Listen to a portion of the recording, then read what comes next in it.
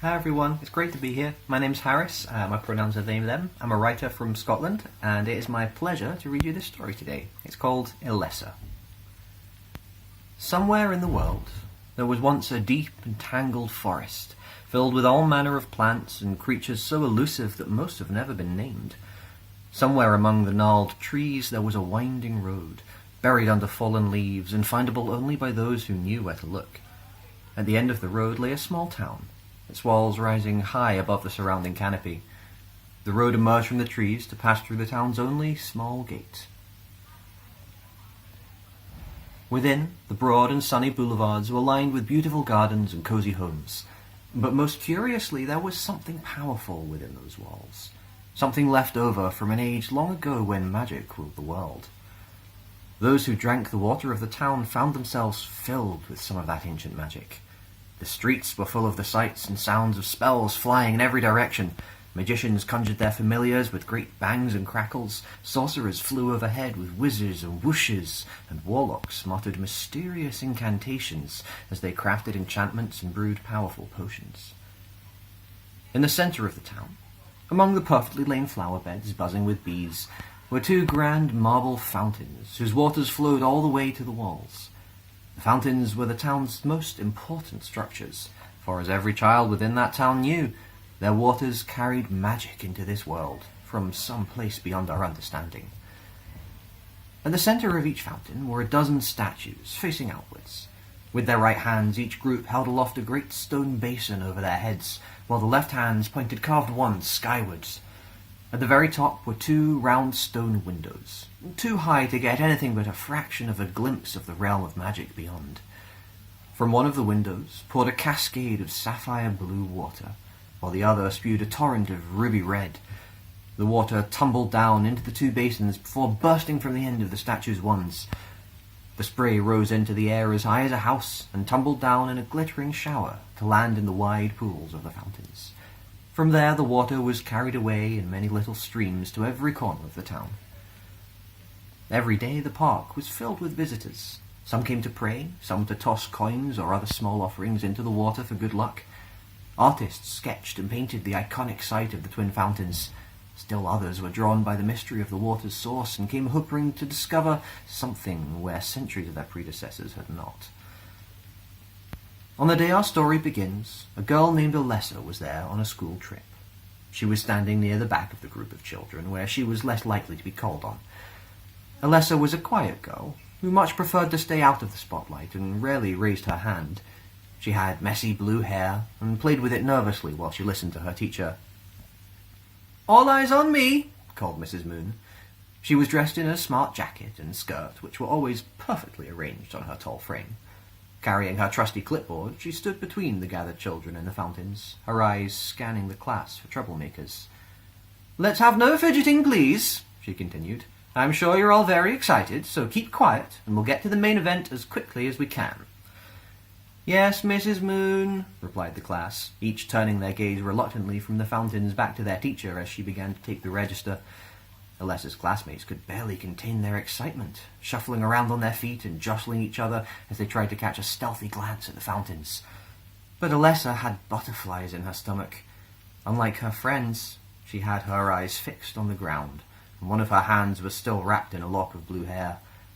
Mrs. Moon was saying something, but Elessa couldn't concentrate. "Are you okay?" whispered Alessa's friend Kit. Kit's hair was the colour of fire. "I'm nervous," Elessa whispered back. Kit took Alessa's hand and held it tight. "Elessa, pay attention, please," called Mrs. Moon. "Here," called Elessa in a panic. "Sorry." She felt deflated, distracted, unable to concentrate on anything for long. "Now," continued Mrs. Moon, "these fountains are the source of our amazing magic, and today you're all going to get your first glimpse into them before you learn magic yourselves. Are you ready?" "Yes!" shouted everyone except for Elessa.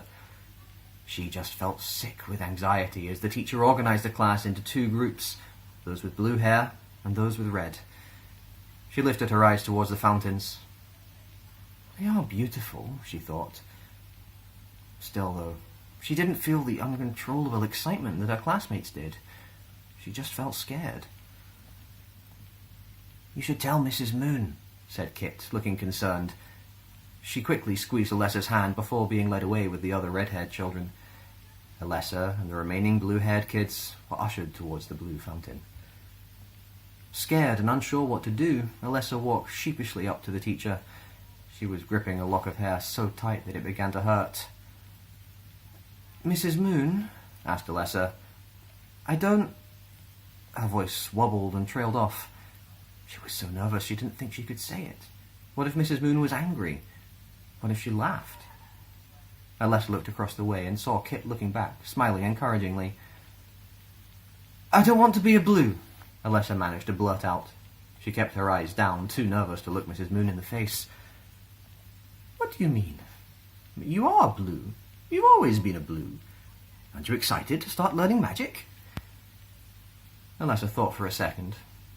She did want to cast spells, but something just didn't feel right about the blue fountain. "Yes," she said sadly. "I just don't want to be blue." "Come, come," commanded Mrs. Moon. "I'll come to the fountain with you. It's normal to be nervous at first, but once you give it a go, you'll be fine." She put her hand on Alessa's shoulder. "Blue is your colour, after all. It's not like you can be a red, is it?" She laughed. Alessa didn't laugh. It wasn't that she wanted to be red, she just didn't want to be blue. The other blues were splashing their hands in the fountain and laughing. Each of their faces showed uncontainable joy at finally being allowed to see the fountain up close. Elessa wished she felt like that. She dipped a finger into the cool blue water. It tingled on her skin, but it didn't feel right. She took a deep breath and tried her best to ignore the sad feeling in her chest. After that day, Elessa and her class started their lessons in magic. They began with simple spells, like making a pencil float in the air, creating a tiny light in their hands. The rest of the class all seemed to be making progress, except for Elessa. No matter how hard she tried, the magic just wouldn't work for her. However precisely she waved her hands, however carefully she said the incantations, the pencil always fell onto her desk, and the light always sputtered and faded in her hand. At lunchtimes, her friends talked about their connections to the fountains. They described how they felt the quiet, spark of magic inside when they weren't practicing their spells. Elessa kept quiet. Her magic felt faint, and she still didn't want to be a blue. She didn't want her classmates to make fun of her, though, so she waited until she was alone with Kit, on the walk home from school one day. "I wish I knew why I'm different," she sobbed. "Is there something wrong with me?" "Of course not," said Kit. "You just need more practice." But Elessa knew that wasn't it. Her parents and her teachers had all told her the same thing. "I am practicing," she wailed, "and it doesn't feel any better. In fact, it feels worse now than it did before." Elessa felt frustrated with everyone around her. Mrs. Moon hadn't really listened, and while Kit was doing her best to help, she didn't seem to understand what Elessa was going through. That night, Alessa's dreams were unusually vivid. She was standing next to the fountains, surrounded by everyone she knew. Each person was enveloped in a fuzzy light which was connected on a wispy string to the fountains. When she looked down at her own body, however, there was no glow, no string. Panic erupted in Alessa's chest. She felt scared and alone. She ran through the streets all the way to the top of the town walls and looked out at the forest. It was calm and peaceful out there. Suddenly, Elessa saw something moving among the trees. She peered closer and realized that it was another flickering magical light. But this one was different. This one was green. Elessa woke up with her heart beating fast. Something immediately felt different. The tips of her fingers were tingling with a vibrant, excitable energy. She dressed as quickly as she could, and as noiselessly as possible, and tiptoed out of the house, taking care not to wake her parents. It was still the deepest part of the night, when the world is quiet and still. There was nobody about as Elessa looked both ways down the moonlit street. The only sound, a dog barking somewhere in the distance. The only movement, the leaves and grass dancing in the nocturnal breeze. Elessa felt a little more comfortable, knowing that she was alone. For now, at least, she didn't have to worry about other people and what they thought of her. Elessa walked with a feeling of purpose for the first time, guided by that fuzzy sensation in her fingers. It guided her path as if some part of her knew deep down where she needed to go. Her feet carried her swiftly through the town, her heart bursting with anticipation of what might await at the end of her journey. A silent internal guide led her down to the town's walls, just like in her dream. She quickly climbed up the steps. It was exhausting, but she didn't stop until she reached the very top. Looking out, the forest was dark and still and oh, so green. It was laid out in every direction like an enormous blanket spreading all the way to the horizon and beyond. Elessa wasn't sure what to do next. She closed her eyes and tried her best to remember what had happened in the dream.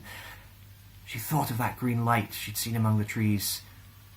The sensation grew stronger, spreading from her fingers all the way up her arms and across her body. It sent her heart galloping before it centered in the center of her chest like a spark. It was warm and comforting and tugged her towards the woods with a vibrant urgency. Elessa wanted desperately to follow that spark, but she was still so scared to go out there alone in the unknown.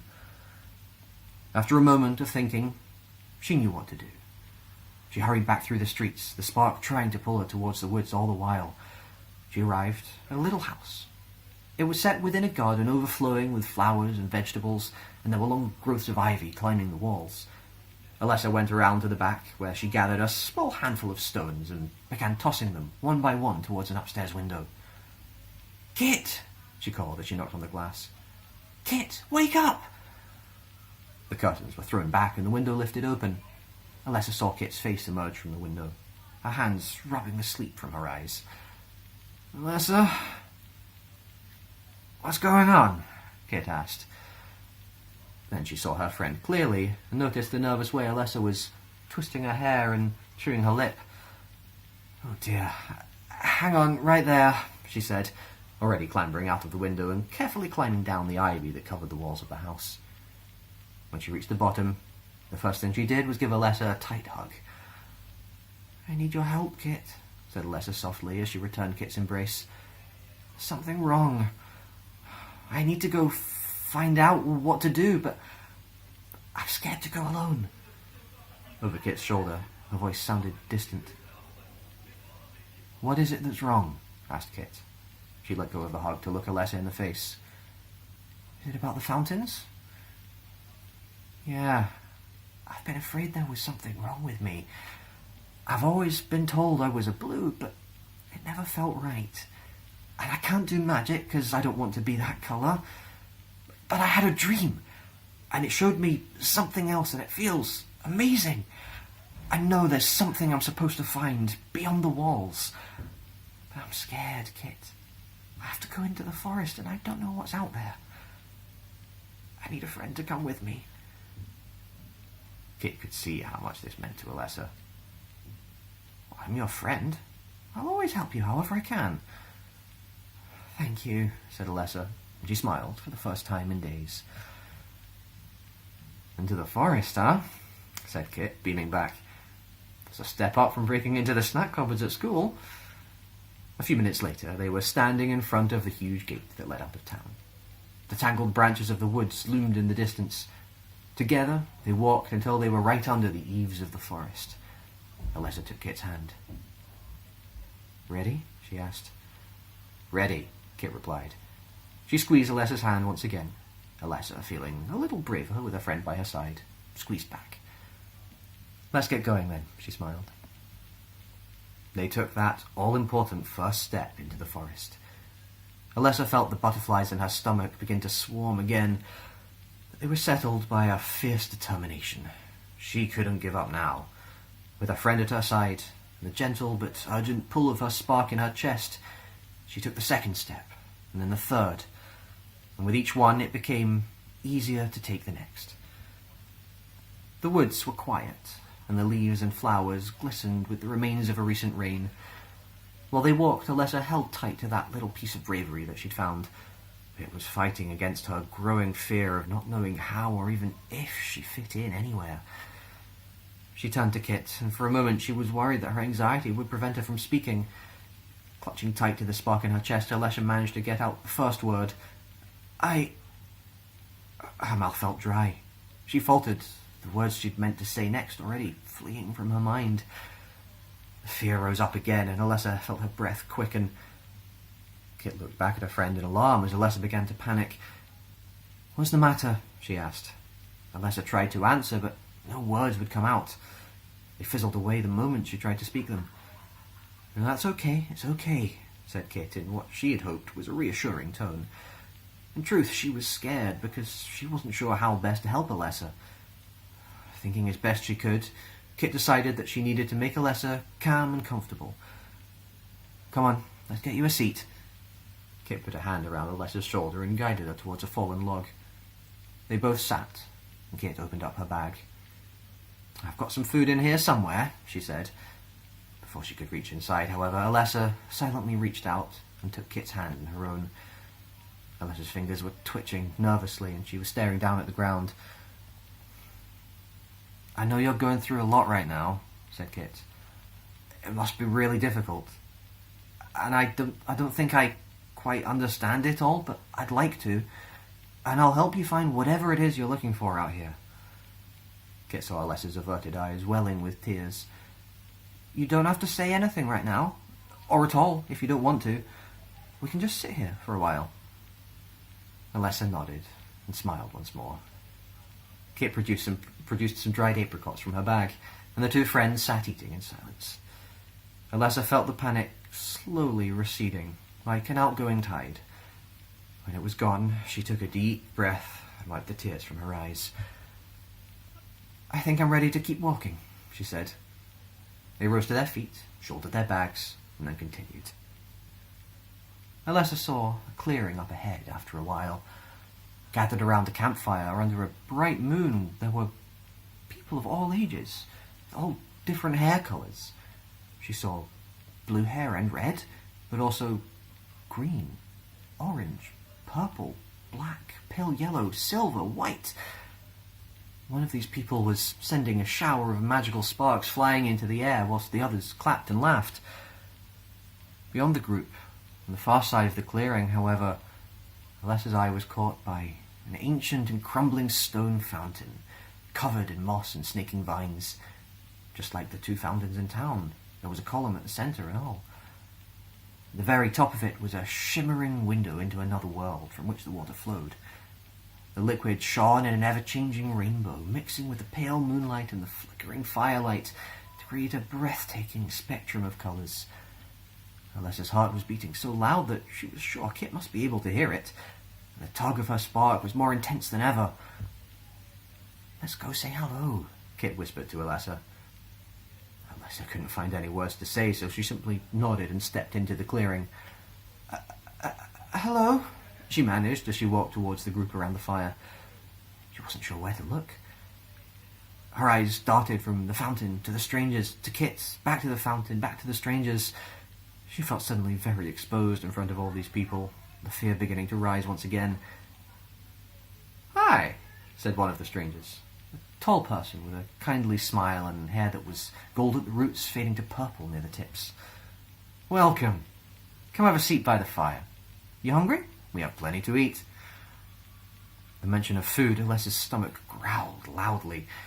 She saw the stranger's caring eyes and warm smile and felt the built-up anxiety relent just enough for her to smile back. "We're starving," said Kit, glancing at Elessa with a grin and wiping a morsel of apricot from the corner of her mouth. The girl sat by the fire and accepted platters piled high with aromatic forest mushrooms and warm, crusty bread. "I'm Hess," the stranger continued. "You two probably have quite a story to tell. We'd love to hear it." "I'm Elessa," she began, then paused to wipe the fruit juice from her chin. "This is my friend Kit. We followed this feeling I had through the forest, and it led us here." She told them about how she'd been feeling, how she never felt like a blue, about the day she first went to the fountains, about her dream, about the journey through the woods. Hess looked her in the eye and smiled. "First thing first," they said. "You're very brave, Elessa. It's hard to live with those kind of feelings sometimes. But here's the good news. You're not alone. All of us here have been through similar things. I grew up thinking I was a red, but I was never quite happy like that. At first I was scared too, so scared. When I found this place, realized I was never a red at all. I thought I was a red, but it turns out I'm a blue, someone else interjected from across the fire. Their sapphire hair was buzzed short at the sides, revealing snaking tattoos that curled around the ears and descended below their collar. Around the circle, others began to join in the chorus, proudly proclaiming their colours.